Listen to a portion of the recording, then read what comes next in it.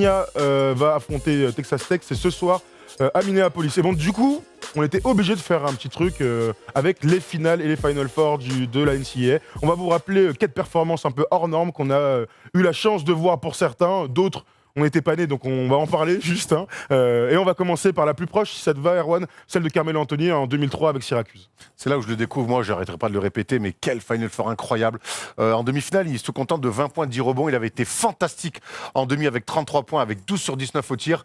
Mais c'est là qu'on découvre Melo vraiment, qui offre ni plus ni moins que le premier titre à Syracuse. 20 points, 10 rebonds, 7 passes décisives. Et il frôle le triple-double. Et puis il avait Hakim Warwick avec lui. Il avait vraiment une équipe très costaud. Et puis il était freshman. Et puis on lui filait déjà toutes les gonfles. C'était une superstar. C'était une méga star, méga star. Et à ce moment-là, on se disait, waouh, NBA, il va froisser tout le monde, ce qu'il a fait. Mais avec. on l'a jamais retrouvé, en fait, un Melo aussi leader qu'à ce moment-là. Et ce qui est marrant, c'est donc qu'ils sont clairement en concurrence avec LeBron, déjà dans les mock drafts, dans la draft et machin. Ils avaient joué l'année d'avant, l'un contre l'autre. Melo avait une énorme touffe, il n'y avait pas encore de tresse face à LeBron au lycée. Et quand ils gagnent, en fait, on se dit tous que LeBron et Melo vont se tirer la bourre jusqu'au bout. D'ailleurs, leur saison rookie sont tous les deux à plus de 20 points. C'est LeBron qui est élu. Mais clairement, avec le recul, ils auraient clairement dû donner un co-rookie de l'année. Il aurait dû aller à Détroit plutôt que Darko Milicic. Il y a plein d'histoires comme ça. Mais c'est vrai que pendant toute la carrière, en fait, c'est la tâche de sa carrière plutôt que ce qui aurait dû être le levier d'une carrière de gagnant. C'est très étonnant la lecture de la carrière de Carmelo Anthony quand on pense à ça. En fait, le voir jeune comme ça, et si vous n'avez pas vu le tournoi, je vous invite vraiment à aller voir le Final Four de 2003 de Carmelo Anthony, la demi-finale notamment, et même la finale. Enfin bref, regardez les deux matchs. Il dégage un truc, c'est un leader. Et en fait, c'est ce qu'on n'a jamais vraiment retrouvé chez lui après en NBA. Et c'est assez paradoxal de voir ça parce qu'il est très très jeune. On le rappelle, il est freshman. Syracuse, il y a une énorme attente. C'est une énorme fac qui n'a jamais été champion. C'est Kansas en face. Et c'est Kansas en face qui est un programme très costaud. Il y a, comment il s'appelle le meneur que je parle, Kirk Heinrich. Qui est drafté à même il y a Nick Collison. Il y a une énorme équipe en face d'universitaire. Et lui, il arrive avec ses 19 piges. Et il froisse tout le monde. Il est indéfendable. On se dit, mais attends, ce mec-là va faire gagner des équipes NBA. Et quand 20 ans, 15 ans après, on fait le bilan, eh ben, ça nous laisse forcément que des regrets, quoi. Absolument. Autre quelqu'un d'important, j'ai envie de dire, on va aller en 1979.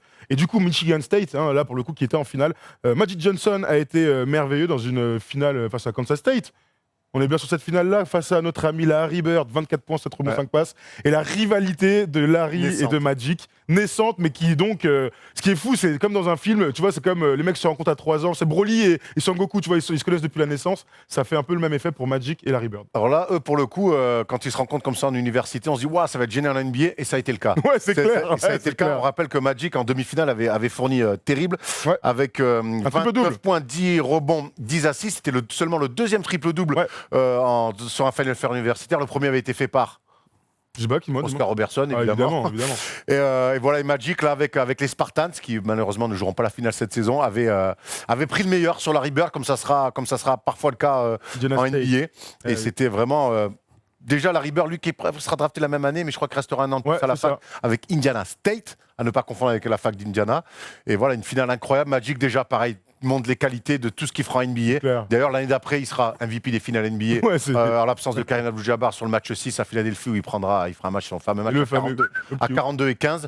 Donc voilà, quoi, Magic, très jeune, très tôt, prêt à être un papa, à être un leader, à faire des triples-doubles et surtout à faire gagner son équipe, que ce soit au collège ou NBA. Bravo Magic, c'est des bons souvenirs, ça aussi, quoi. Tout à fait. Allons en 1989, si ça te va, Erwan, et parlons d'une légende, j'ai envie de te dire, de la NBA. Alors, parmi les meilleurs grands qui shootaient, Glenn Rice avec Michigan, qui va gagner donc avec les Wolverines. Final Four énorme. On se souvient que quand on parle de Michigan et des équipes de la fac, on est souvent sur le Fab Five. Avec Chris Webber, Jalen Rose, Juwan Howard. Mais cette équipe-là n'a jamais gagné, finalement. Mais Michigan a gagné avant, et a gagné avec notamment Glenn Rice, qui fait un Final Four d'anthologie. C'est clair. Avec 28 points dans une victoire incroyable, 83-81. Il met 33 pions, notre ami, dans un match. Il met 28 points dans un match. Il y a eu 33 changements de lead. Donc un match serré, n'est-ce pas, avec du suspense. Assez incroyable. En finale, il se contentera de 31 points et 11 rebonds. Pas mal. Voilà, donc Glenn Rice qui ensuite aura une carrière entre le Heat et les Hornets notamment. Il y a un titre de champion avec les Hornets. il finira chez les Lakers, avec un titre. Et un shoot poste 3, un peu 4 par moment. Il rejoue 4 jours. Et shooter incroyable, mais qui avait fait donc un tournoi et un Final Four de très très très haut niveau. Et Michigan qui ensuite, après je te dis, ira sur l'ère du Fab Five, mais qui ne gagnera pas avec eux. C'est bien donc notre ami Glenn Rice qui offrira le titre à Michigan en 89. Il aura marqué donc 184 points en 6 matchs lors de la March Madness. Faites les calculs, dites-nous dans les commentaires si vous l'avez de tête. 180 divisé par 6, ça ne doit pas être loin de 30 par match, si on n'est pas fou, puisque 6 x 3, 18, je crois que ça fait ça, 30, quelque chose. Bravo en tout cas à Glenn Rice. Filocher. Ouais, Filocher, parmi les Filochers. Allez, dernier mec, on aurait pu parler de Christian Laettner avec Duke, d'ailleurs, qui avait battu Michigan en 91. On va surtout parler de Danny Manning. Alors Danny Manning avec Kansas en 88, cher ami, il avait froissé lui aussi la NCAA, et on parle souvent de lui comme le plus grand tournoi pour individuel lors de la March Madness. Kansas, c'est un gros programme et souvent quand ils gagnent, c'est qu'ils sont plutôt dans les favoris. L'année où ils gagnent avec Danny Manning en 88, c'est pas du tout le cas. C'est une équipe qui est pas attendue à ce niveau-là. Et finalement, alors on dit souvent il a gagné tout seul, mais bon, c'est pas spécialement vrai. Là, pour le coup, même ses coéquipiers disent non, mais c'était. D'ailleurs, il appelait Danny the Miracle. Il fait un tournoi exceptionnel. Ils sont pas du tout attendus là, et pourtant, Danny Manning va enchaîner, va se taper Duke en demi-finale avec 25 points et 10 rebonds et 6 contre, rien que ça. Ouais, c'est ouf. Et puis face à Oklahoma, en finale, il envoie un 31 points, 18 rebonds, 5 interceptions, 2 contre. Et donc, il offre ce titre improbable à Kansas. Et ensuite, Danny Manning qui fera plutôt une carrière tout à fait honnête en NBA et qui aujourd'hui est coach à Wake Forest en NBA. Donc, s'il est à Wake Forest, c'est qu'il coach 2 Français aussi en NCAA. C'est Olivier Sarr et... Tout à fait, Jalen Howard. Ouais, Jalen Howard. Jalen Howard. Danny Manning, qui clairement... quand il est arrivé à NBA aussi prêt à jouer, c'est quand même un gars qui, lors de la saison, si je dis pas de bêtises, 92-93, est à 23 points par match, 6,6 rebonds. Un vrai gars, il était avec les Clippers à cette époque-là. Il est 3 fois All-Star, 2 fois All-Star, notre ami Danny Manning, dont on se souvient. Oui, 9 interceptions sur le Final Four, c'est la deuxième meilleure perf de tous les temps. 4,5 par match. Il fait un tournoi, il fait 4,5 interceptions et 4 contre sur le Final Four. C'est incroyable. Il gagne. Annoncé avec 56 points, donc ça fait 23 points. 26 points par match. Non, mais les Final Four, c'est toujours des moments particuliers, c'est toujours une attente assez incroyable. Et puis ce truc de tu perds, t'es éliminé, ça rajoute toujours de la dramaturgie. Il y a tellement d'histoires. On aurait pu citer plein d'autres mecs. James Worthy en 84, en 82, quand il gagne avec Jordan. Pervis Ellison, qui sera ensuite numéro 1 de draft. Voilà, il y en a plein. Il y a plein de Bannon avec UCLA, qui passera, je crois, par le CSP Limoges. Après, il y a plein de mecs qu'on Mike Bibby aussi, qui est champion. Il n'est pas MOP, c'est un mec qui s'appelle Simone, un truc comme ça. Ça me dit rien du tout. Attends, je vais te trouver. Je ne sais plus comment il s'appelle, mais il est...